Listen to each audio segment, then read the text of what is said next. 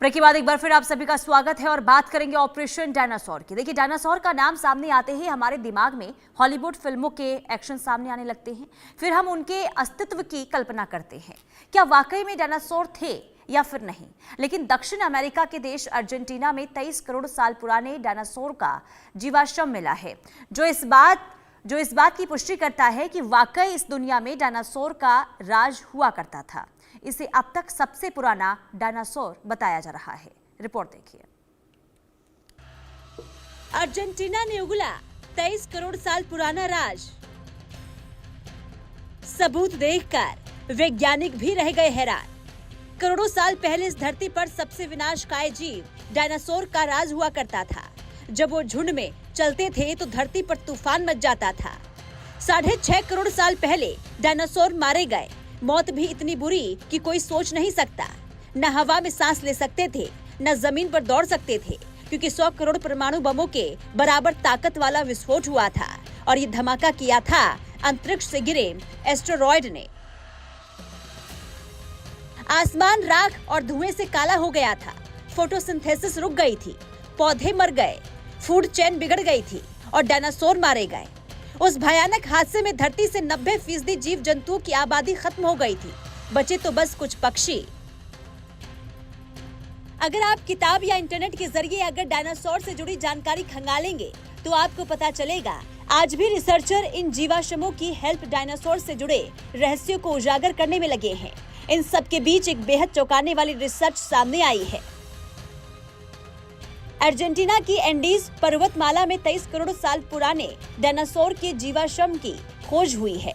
इस खोज ने सोरोपोड्स की विशाल गर्दन के विकास के बारे में नई जानकारियां दी हैं। इस प्राचीन नमूने को हुआयारकर्सर जगुआनसिस का नाम दिया गया है। वैज्ञानिकों का मानना है कि इन विशाल डायनासोरों में लंबी गर्दन का विकास पहले के अनुमान से बहुत पहले शुरू हो गया था।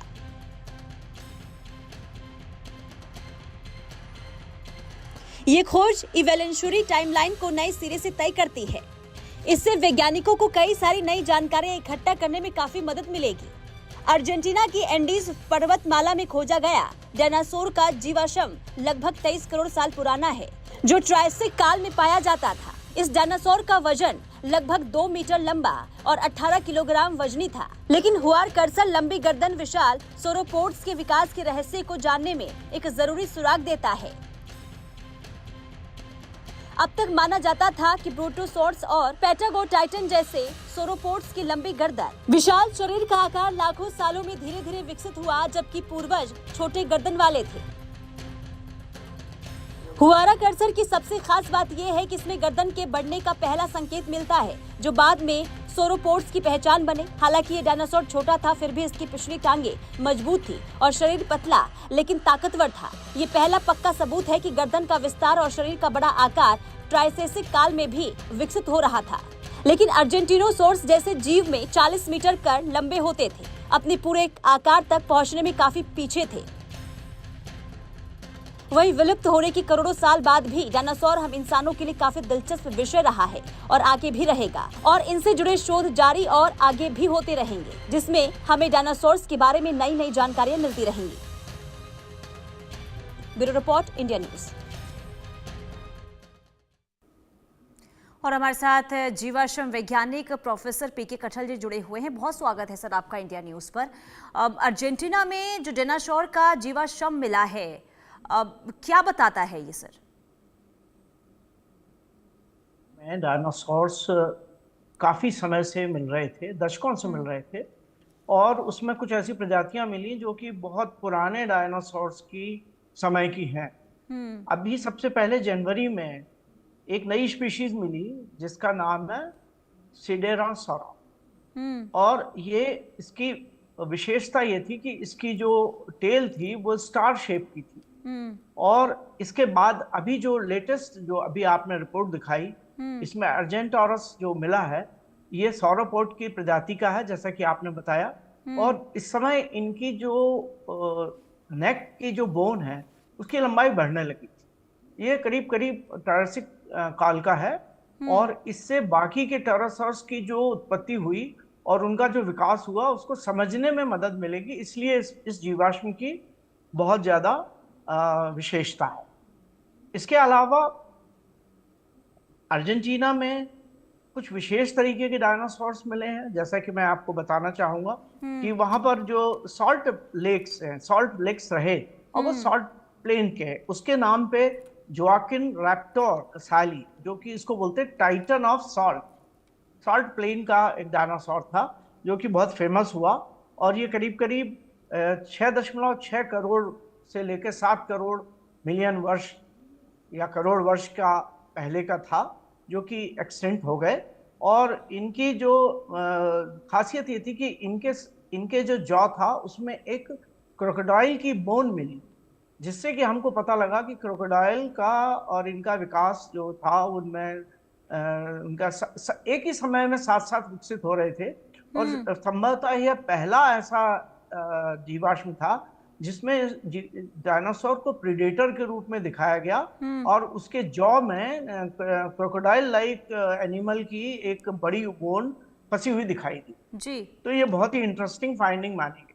इसके अलावा जो हुआरा कैरास करके एक जीवाश्म मिला अर्जेंटीना से, जिसको हम कहते हैं वाइल्ड रनर। ये था तो शाकाहारी, लेकिन इसकी जो चलने की जो गति थी, दौड़ने की गति थी, वो बहुत ज्यादा थी, इसीलिए इसका नाम हुआ वाइल्ड रनर। और अदरवाइज इसको साइंटिफिकली हम कहते हैं हुआरा कर्सोर जैगुएंसिस।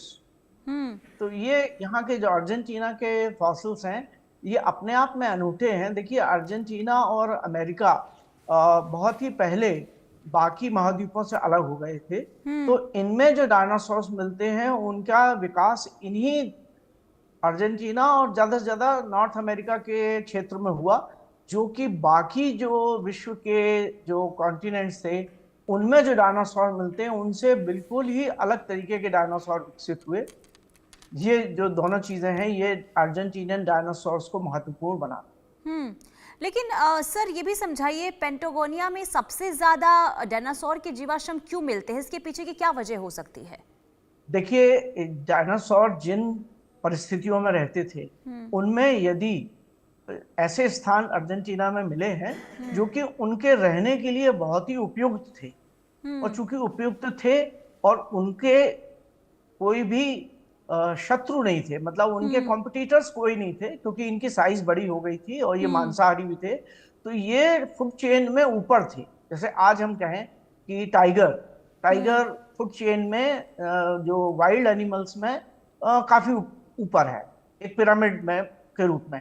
तो इनका जब विकास हो रहा था तो इनके कॉम्पिटिटर्स नहीं थे और इनको अनुकूल परिस्थितियां मिली तो इनका विकास हुआ।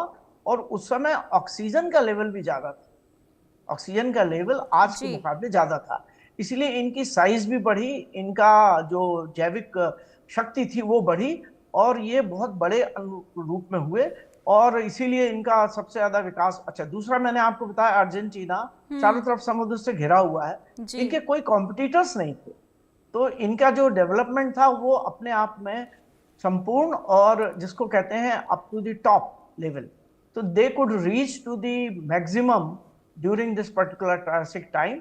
और इनकी जो साइज बड़ी हुई और यही कारण बना इनके विलुप्त होने का, क्योंकि जब भी इनकी परिस्थितियां इनके प्रतिकूल हुई, जैसे कि हमने बताया कि 6.6 करोड़ वर्ष पहले एक बड़ा उल्का पिंड आकर के टकराया और उसके कारण इनकी वनस्पतियां नष्ट हो गई, टेम्परेचर बहुत डाउन हो गया, तो जितने बड़े जीव थे वो सबसे पहले विलुप्त हुए।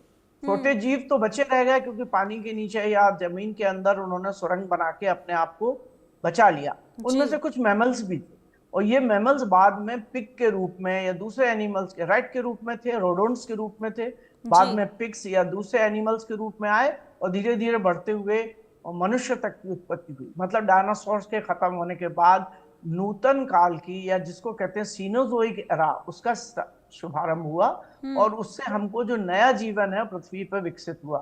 तो डायनासोर का जाना नए जीवन के उत्पत्ति के लिए बहुत ही आवश्यक था, ये बहुत महत्वपूर्ण बात है। बिल्कुल, लेकिन एर्गोनोटोसॉर्स जिसको बोलते हैं, यानी कि अर्गेनिटोसॉर्स जैसे विशाल जो डायनासोर्स होते हैं, उनके बारे में पता कैसे लगाया जाता है? यानी कि उनकी हड्डियों की खोज कैसे की जाती है, उनके वजन को कैसे अनुमानित किया जाता है, इसके बारे में जरा बताइए। हाँ, ये बहुत ही इंटरेस्टिंग क्वेश्चन आपने पूछा। देखिए, जिन स्थानों पर मिनरल्स मिलते हैं वहां पर जियोलॉजिस्ट समय समय पर जाते हैं और वो खदानों में या बाकी जगहों पर ढूंढते हैं। तो कई बार जीवाश्म एक्सपोज तो होते हैं, लेकिन यदि वैज्ञानिकों की निगाह वहां नहीं पड़ी तो वो क्षरण हो जाते हैं, वो वातावरण जलवायु के कारण टूट फूट जाते हैं। अब ये एक तरह का लक है कि व्यक्ति उस वक्त वहां जाए जबकि उसका कुछ पार्ट एक्सपोज्ड हो। थोड़ा भी पार्ट एक्सपोज होता है तो साइंटिस्ट की, जियोलॉजिस्ट की, पेलेंटोलॉजिस्ट की निगाह उसको जी। पकड़ती है और उसके आसपास खुदाई करती है। इतनी बड़ी बोन्स होती हैं कि कई बार ट्रक में रखना मुश्किल होता है। जी। एक दो एक्सीडेंट हुए अर्जेंटीना में जिसमें पूरा का पूरा ट्रक पलट गया। अच्छा, फिर इनको क्या होता जाता है और उनके रिप्लिका भी बनाए जाते हैं, और उनके रिप्लिका बना करके हम म्यूजियम में जो देखते हैं उनमें कंप्लीट स्केलेटन उनको किया जाता है। कई बार स्केलेटन कंप्लीट नहीं होता, कुछ पार्ट होते हैं, लेकिन यदि उसी फॉसिल के दूसरे कुछ पार्ट उसी जैसे फॉसिल के कहीं और मिल रहे हैं तो उनका आकार लेकर के हम स्केलेटन को कंप्लीट करते हैं। लेकिन जो अर्जेंटीना की डायनासोर्स होते हैं, क्या उससे किसी और चीज़ों की पहचान हुई है क्या? अगर हम समझेंगे, देखिए रिसर्च हो रहा है और उसके बाद जो जीवाश्म मिले हैं, तो क्या किसी और नई जो प्रजातियां होती हैं, क्या उसके बारे में भी कोई जानकारी मिली है क्या? देखिए, डायनासोर की जब हम स्टडी करते हैं, जैसे मैं आपसे कहूँ आज के समय में, जैसे मैं एक आपको उदाहरण दूं कि टाइगर रिजर्व पर यदि आप टाइगर को प्रोटेक्ट करेंगे तो आपको पूरा जंगल प्रोटेक्ट करना पड़े। इसी तरीके से चूंकि ये अपने जो फुट पिरामिड थे उसके ऊपर थे, तो जब ये मिलते हैं तो इनके साथ जो इनके नीचे वाले जानवर हैं उनके भी जीवाश्म मिलते हैं और उनको समझने में मदद। मतलब हम पूरे विकास क्रम को समझना चाहें तो ट्रायसिक काल में डायनासोर्स सबसे ऊपर थे और बाकी जीव इनसे छोटे थे और नीचे थे। तो डायनासोर की यदि हम विकास क्रम को समझते हैं तो हमें बाकी जो वर्टिब्रेट्स हैं या जो दूसरे एनिमल्स उनके साथ रहते थे जिनके ऊपर ये डिपेंड थे, उस समय की वनस्पतियों के बारे में, इनके जो भी पदार्थ ये खाते थे, या तो ये वेजिटेरियन थे या जिसको हम कहते हैं शाकाहारी थे, और या फिर ये मांसाहारी थे। इनके जो डंग फॉसिल मिलते हैं उसमें जो बोन्स के टुकड़े मिलते हैं, जो हेयर्स मिलते हैं फॉसिलाइज्ड, उनके बेसिस पे हम दूसरे एनिमल्स के बारे में जानकारी लेते हैं। इसी तरीके के इनका जो डंक है उसमें जो सीड्स मिलते हैं, उस समय हम उन पौधों के बारे में जानकारी लेते हैं। तो हमें वहां की जलवायु के बारे में जानकारी मिलती है कि कौन सी जलवायु थी, कौन से पौधे थे, कौन से एनिमल्स। ठीक है सर, बहुत शुक्रिया जुड़ने के लिए और तमाम जानकारी देने के लिए। आगे बढ़ते हैं अब इधर